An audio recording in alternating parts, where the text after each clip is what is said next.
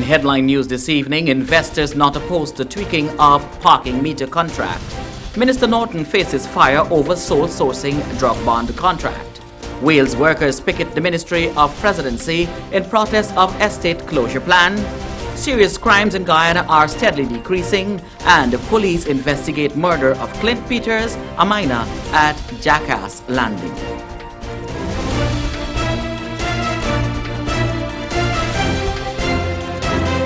From Safetv headquarters in South Rival Gardens, this is Safetv Headline News with Mondell Smith.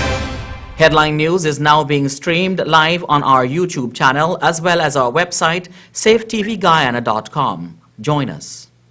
In our first story, we tell you that the introduction of parking meters to sections of Georgetown continues to be a contentious issue. But the investor has commenced public consultations to clear up what he terms wicked and misleading information being peddled to derail the multi-million US dollar investment that could bring order to Georgetown while adding to the strained municipality's coffers. Here's that story. The minimum wage at our company, the lowest paid worker at our company will earn $100,000 a month. The lowest paid worker. No one will earn less than that. And how much people are you looking to employ? 117. Okay. And it's rising. Ifa Kamau Kush, the managing director of Smart City Solutions, has taken umbrage to those disparaging statements about the soon-to-be introduced parking meters. He told Headline News that this comes after the Attorney General's conclusion that he has not found any illegalities in the contract between City Hall and Smart City Solutions. In addition to the 20% of gross that will be going to the city of Georgetown, 16% of that will also be going to the central government. As a matter of fact, the first set of money that will be disbursed to the government will be the 16% to the central government, and then after that, 20% to the city government. Kush added that recently there seems to be a clear attempt to distort facts about the tax exemption. We will be paying taxes. There is no provision in our contract with the city of Georgetown to exempt us from taxes. In fact, those who are articulating and pushing that narrative, having heard me saying publicly on several occasions, on several media platforms, that we will be paying 16% VAT to the state, to the central government, it is very disingenuous on their part to hear me articulate that position, that fact, and then report in their newspapers that we have tax-exempt status. It's an outright lie. Kush believes that willful rumors are yet being peddled to create public bias against the Smart City Solutions investment that is upwards of US $10 million.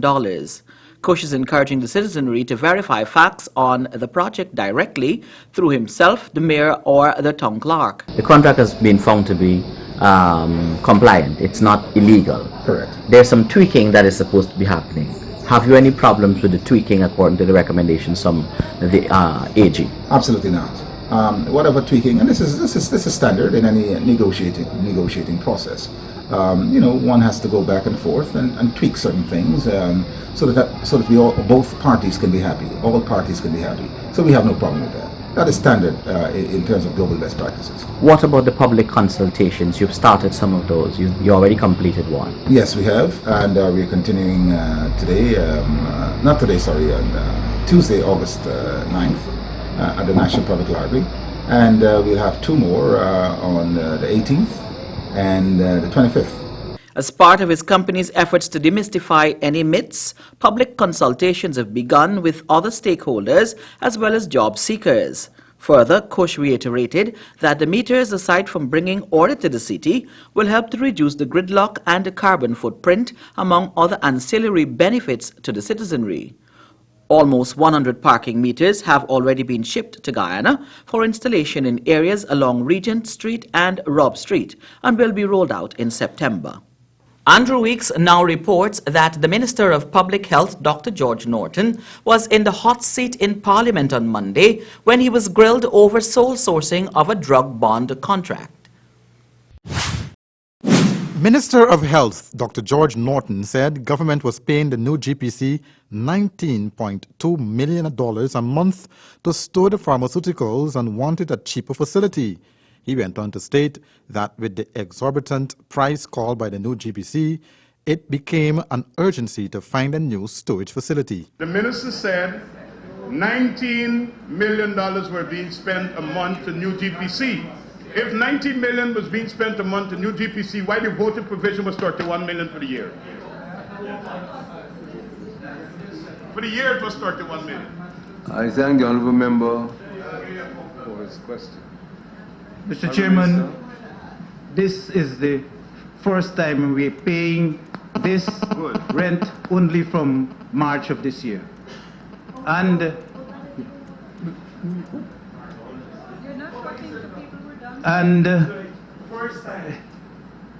the cost is shared between the Ministry of Public Health and the Georgetown Public Hospital Corporation.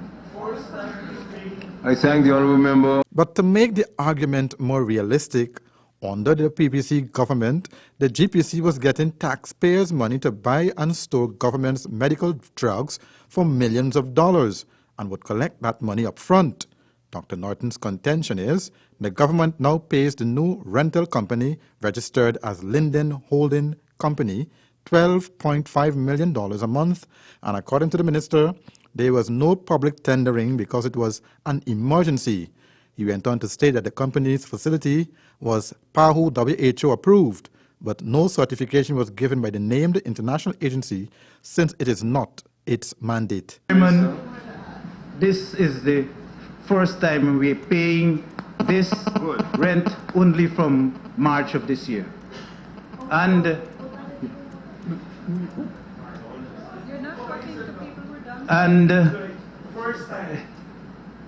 the cost is shared between the Ministry of Public Health and the Georgetown Public Hospital Corporation.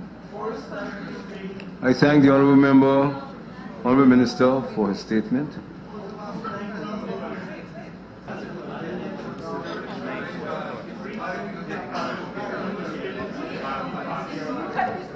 Mr. Chairman, we at the Ministry of Public Health is only paying 50% of the rental to new GPC. According to Dr. Norton, the Linden Holding Company, located in Middle Street, Cummins-Burg, was approved by Cabinet on July 1, 2016. In answer to the opposition members, he later indicated that the bond itself was located at Sussex Street, but to reveal the name of the person behind the company, even though the question was asked several times, the minister said he did not hire an individual, but the company. The minister further stated that the contract will be laid over to the National Assembly and that would be subjected to whether the Linden Holding Company is in agreement. Mondale, in the end, $931,018,292 for the period January to July 28, 2016 was voted and passed. The sum of $63,541,250, which fell under the Ministry of Public Health, was the only figure to which the opposition members voted no. The budgeted sum for this particular line item was $31,080,000. Wanda? Thanks, Andrew. Wales workers picket the Ministry of the Presidency, calling for government to consider the plan to close down the Wales sugar estate. Here's more in this report.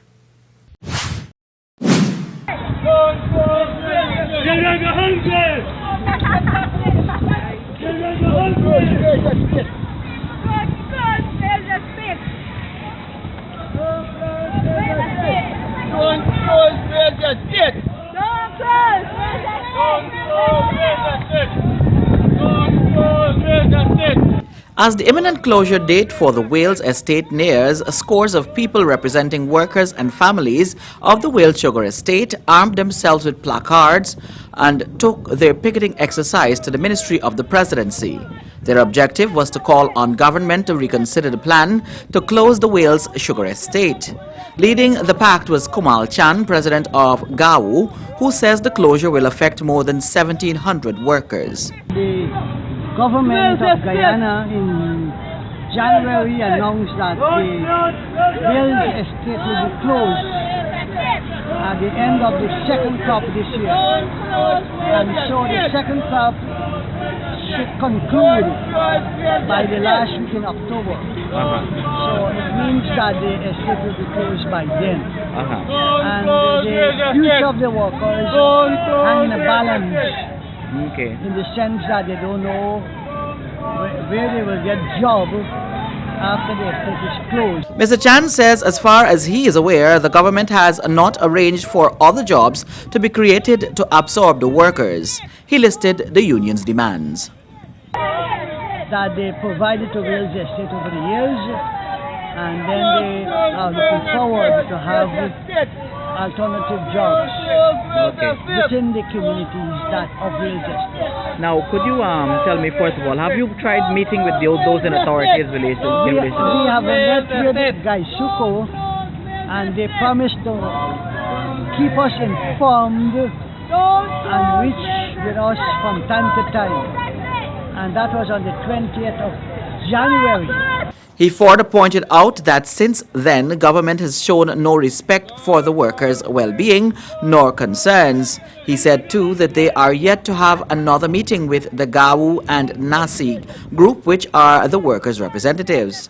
Prior to Tuesday's picketing exercise, several others were conducted at the Wales Estate location. The workforce at Wales is 1,700 workers, including managerial and security. And you have about 850 farmers who will have difficulty to have their canes transported to the neighboring estate, which is 20 miles away. That is Ipot Estate. Chan further said while sugar in previous times was not doing well in terms of the export prices, the situation has changed over the past few days. He said based on his research, sugar has moved from 12 US cents a pound to 20 US cents, and according to analysts' projections, the price could easily increase even more. The union president further said that sugar is too big an industry to be treated the way it is being treated by the current administration.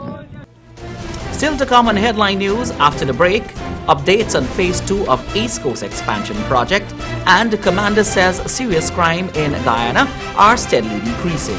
Stay tuned for more of Headline News.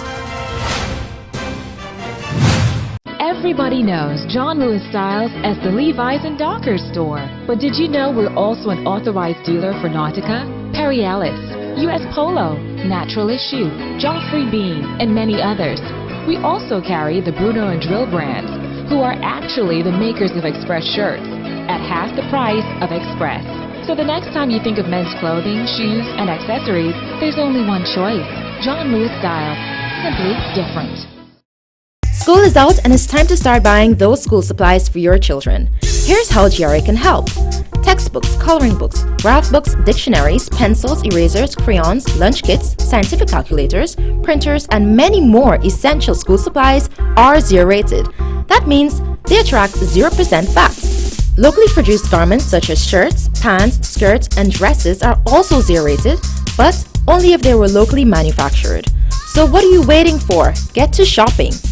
Get your back-to-school supplies at Colors. Backpacks from Nike and G-Tech, K-Swiss and Levi's in black. Getting gear for back-to-school is always a task, but Colors has the back-to-school sale for you.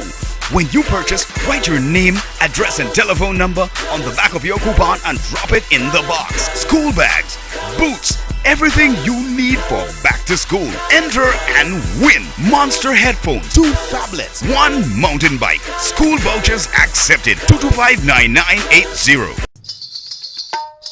With a distinctive flavor, Umda Paukagi is made from 100% pure vegetable oil. This Paukagi is a delight when preparing sweetmeats and other dishes for healthy cooking with a rich buttery taste and aroma. It is used for religious purposes and is a principal fuel for burning. Umda Paukagi is light, pure, with a real ghee texture. When you think back-to-school shopping, think Clearance. Get your boys in shoes for school in brands like Timberland, Reebok, Land Rover LRX, and more. While for your girls, there are Hush Puppies, Clarks, LRX, and many others. What about backpacks? Get long-lasting brands like Swiss Brand, JanSport, Nike, and Kenneth Cole, including Police, and Dockers pants for boys, all at Clearance. The quality clothing at affordable prices. Clearance, always keeping you in style. It's slipping through our hands, we're sinking in the sand.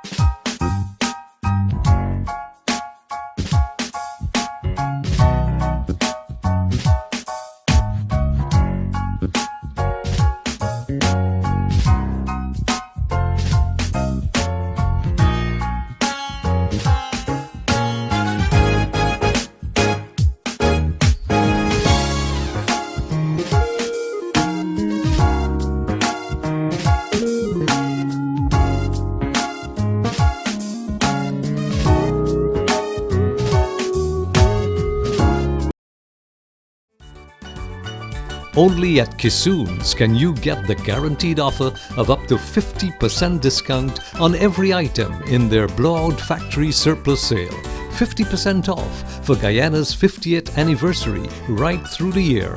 Check it out at their spacious factory outlet at Rheinfeldt Industrial Park, where parking is no problem. They're in the mood to celebrate at Kissoon's. Once you want it, Kissoon's will make sure you don't leave without it. This is really hot. What's wrong with your AC? It's not working. Well, we wouldn't be able to continue this meeting anymore because this place is extremely hot. Wait, please don't go. Here's a company you can call to get your AC fixed. Action Cool. Honey, what's dinner? I had a hard day. I'm sorry you had a hard day, but guess what, babes? I didn't cook today because the stove is not working. Having trouble at home or at the office? Then call the professionals at Action Cool. Our fully trained technical team have the skills and experience in repairs of all air-conditioned units, refrigerators, gas stoves, washing machines, and a whole lot more. For further information, visit us at 86 Hill and Princess Street, Mandela Avenue, Georgetown, or call us on telephone number 225-7867.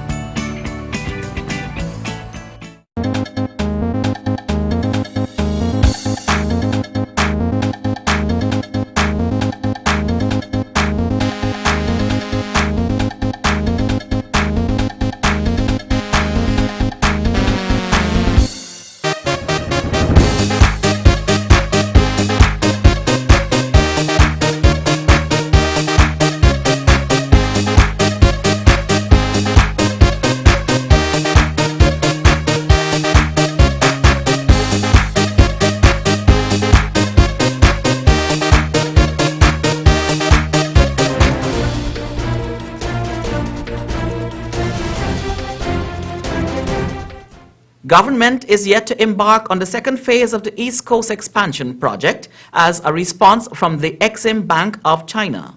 The way forward with funding is still being awaited.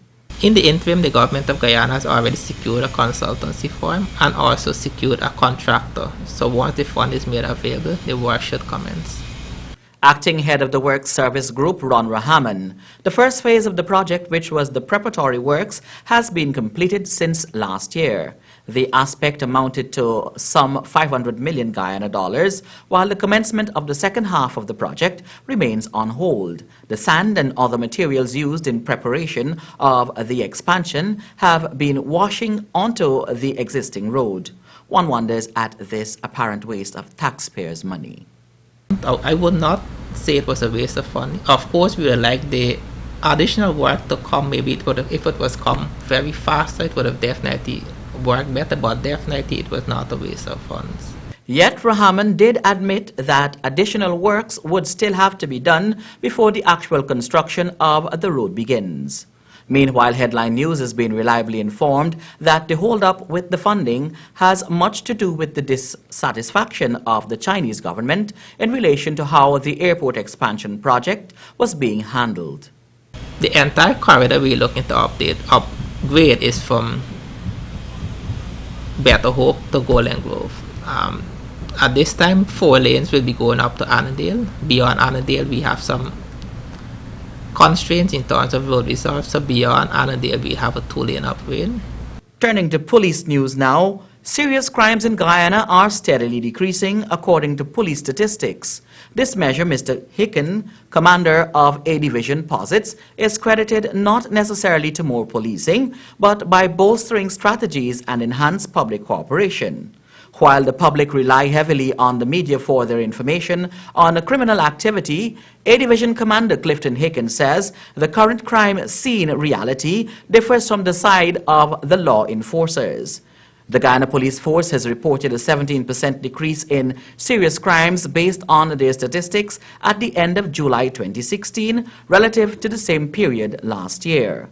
A police statement indicates that there was a 16% reduction in the reports of murders, a 9% decrease in gun-related robberies, a 12% decrease in armed robberies where other instruments were used, a 22% decrease in robberies with violence, a 2% increase in robberies with aggravation, a 17% decrease in rapes, and a 21% decrease in break-and-enter and larceny. Burglary also decreased by 15%, while larceny from the person decreased by 35%. In A Division alone, serious crime is down by minus 25%, according to Police Commissioner Clifton Hickens. We've had a murder recently resolved, and in fact, two wanted to marry one in Avenue. Every crime is one too much, and this is why we're working assiduously to ensure that we not only foster a relationship with the youth group to get to the parents in the community, but we're doing team policing where police will be in the community all the time, every time, especially during the day. In the night, we're not going to focus too much on foot patrol, but we're going to focus on motorcycle patrol and vehicle patrol by night. So we want to maintain a 24-hour dominance in all the communities. Commander Hicken on Tuesday told Headline News that these statistics stand as proof that the police force is arresting crime in the way that they should. We're not to the scale in which we're doing it, and the objective is different. For us, when we go into a community and a whole lot of police is because there's some crime perpetrated. Now we're going into the community to talk to the people to prevent anything. The reduction was credited to works carried out with cooperation from various public and private sector stakeholders. What we're trying to do now is to facilitate the community with the police presence, so that one will create an atmosphere for them to interact.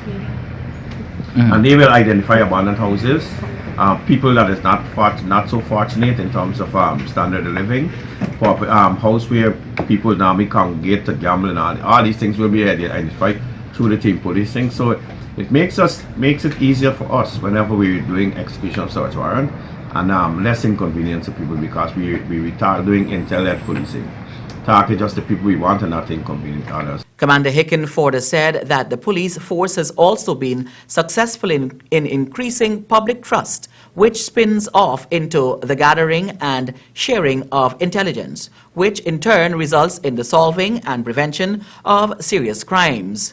Noting that even one crime committed is too much, Hicken issued this statement and an appeal. It's not that we're overwhelmed with crime, as you can see. The divisions are doing well individually, and as a collective, we're enjoying a 17% overall in serious crime. So I think that's commendable. However, members of the public still have a responsibility, knowing that this is the time when the children will be home, to ensure that they increase the level of supervision. Work with all the NGOs, look for all the opportunity the children can have to learn something new. Like the police, what we're doing, I know other communities are coming on board, and other non-governmental organizations who's keeping these summer camps, they can all have everybody involved, so that children will be doing something meaningfully throughout this season. Even as business operators continue to experience loss from crafty shoplifters, one shoplifter was obviously not crafty enough and was caught red-handed by the Chinese owner. Andrew Weeks reports on this story. Don't touch me, no! No! Don't touch me, bro! No!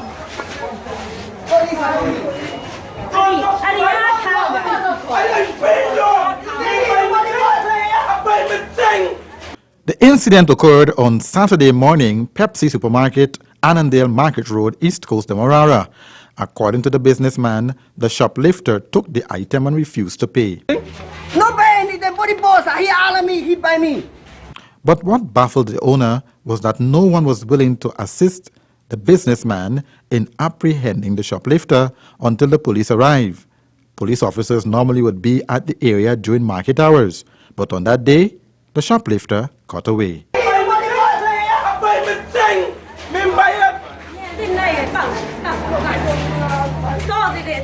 As you can see in this photo, the shoplifter had the item in his lower pants pocket.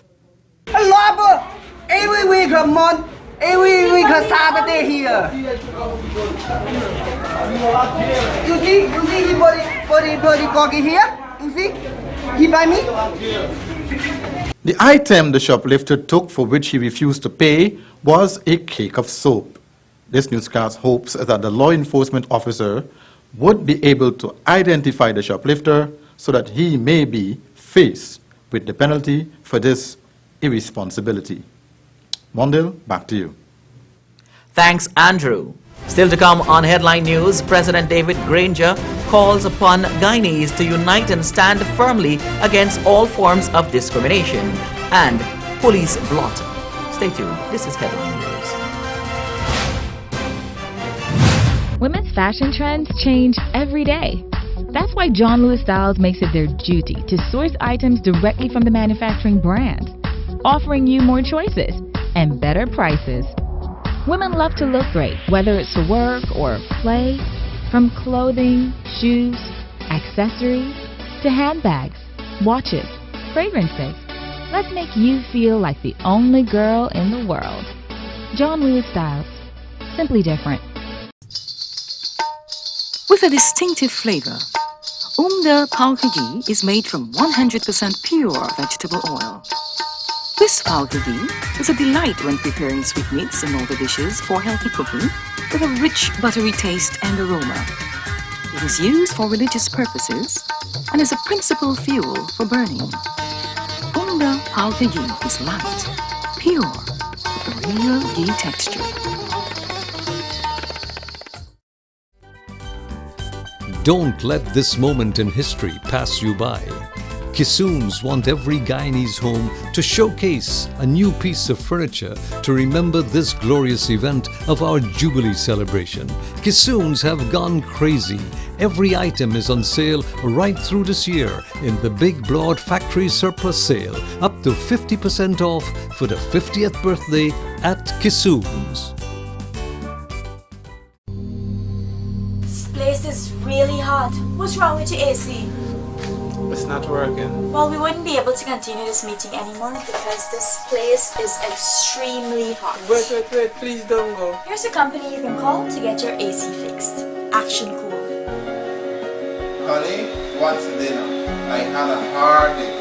I'm sorry you had a hard day, but guess what, babes? I didn't cook today because the stove is not working. Having trouble at home or at the office? Then call the professionals at Action Cool. Our fully trained technical team have the skills and experience in repairs of all air-conditioned units, refrigerators, gas stoves, washing machines, and a whole lot more. For further information, visit us at 86 Hill and Princess Street, Mandela Avenue, Georgetown, or call us on telephone number 225-7867.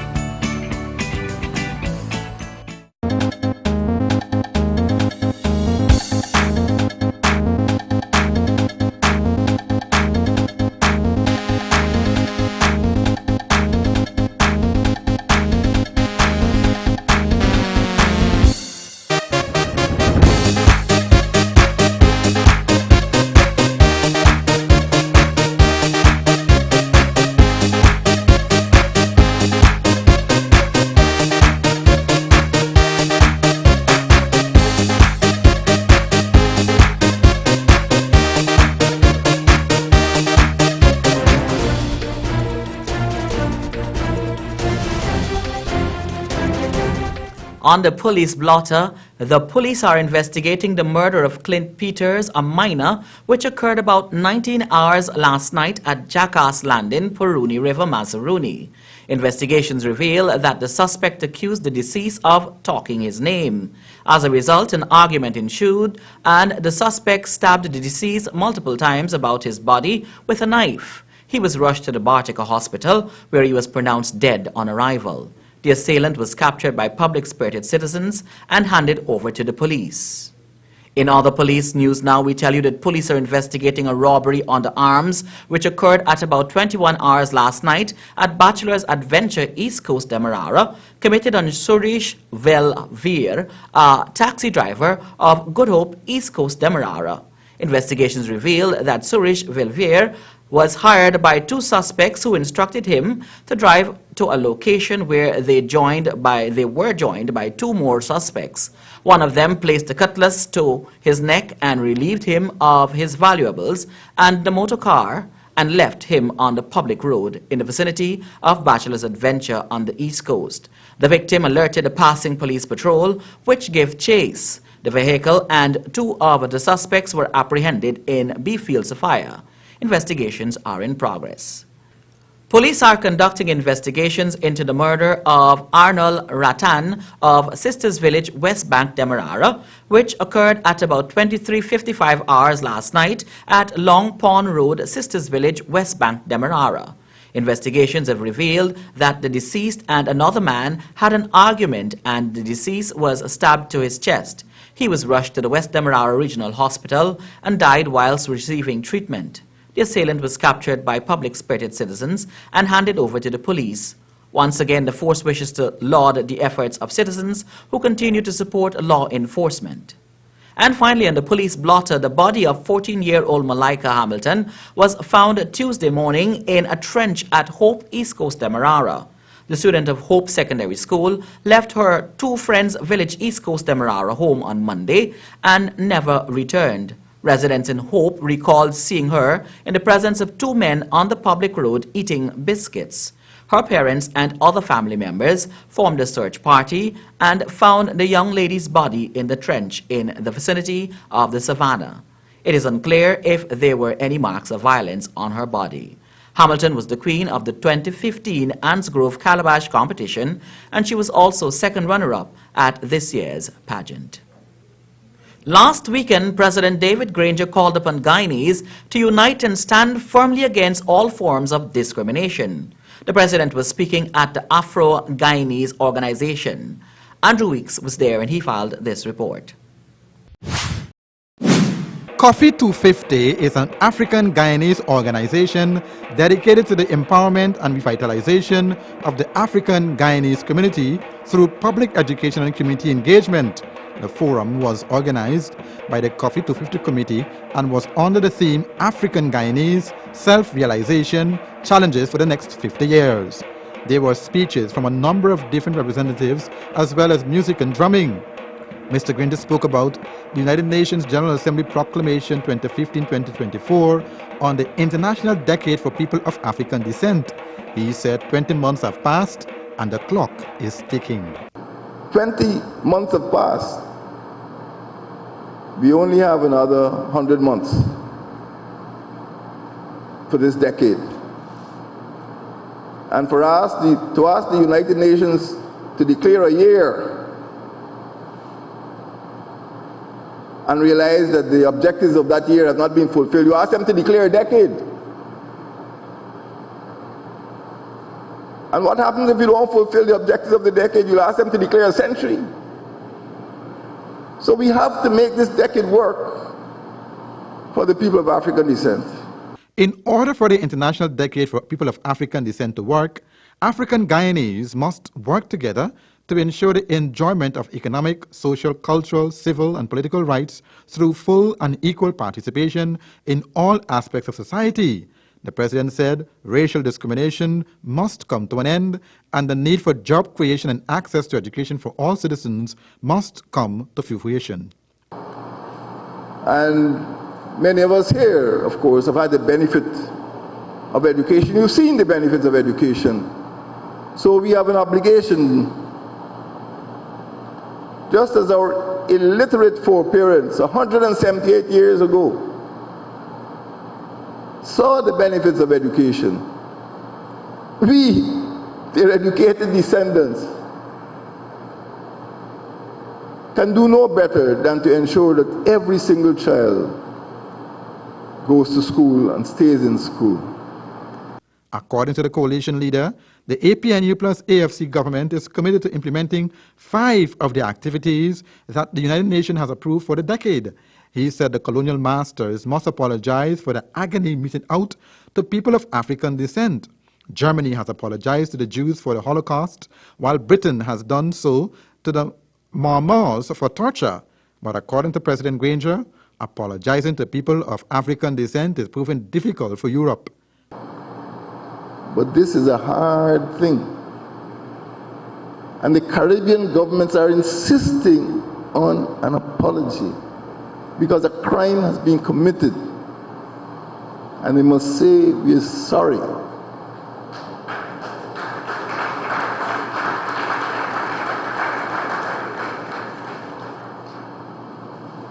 President Granger also called for the revival of village economies. November 7 has been declared the National Day of Villages. Mr. Granger further stated that villages were cradles not only of a free economy, but an economy which gave rise to village market, that village movement was also the cradle of local democracy because villagers learned to run their own community. And then Mr. Granger made this awe-dropping announcement. It is the intention of this government to establish a lands commission in order to rectify the anomalies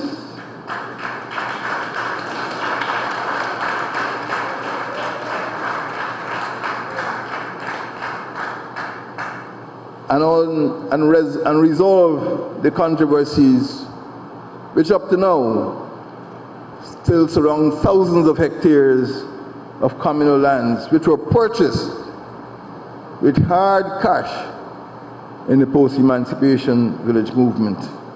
Andrew Wicks reporting for Safetv 2 Headline News. Thanks, Andrew. And that's Safetv 2 Headline News for this Tuesday evening. As we take our leave, we invite you to find Safetv 2 Headline News on Facebook, YouTube, and safetvguyana.com. You can also tune in at 6:30 hours for a rebroadcast and Wednesday evening at 7 o'clock for more news. I'm Mondale Smith, signing out from this newscast. Do have a blessed evening.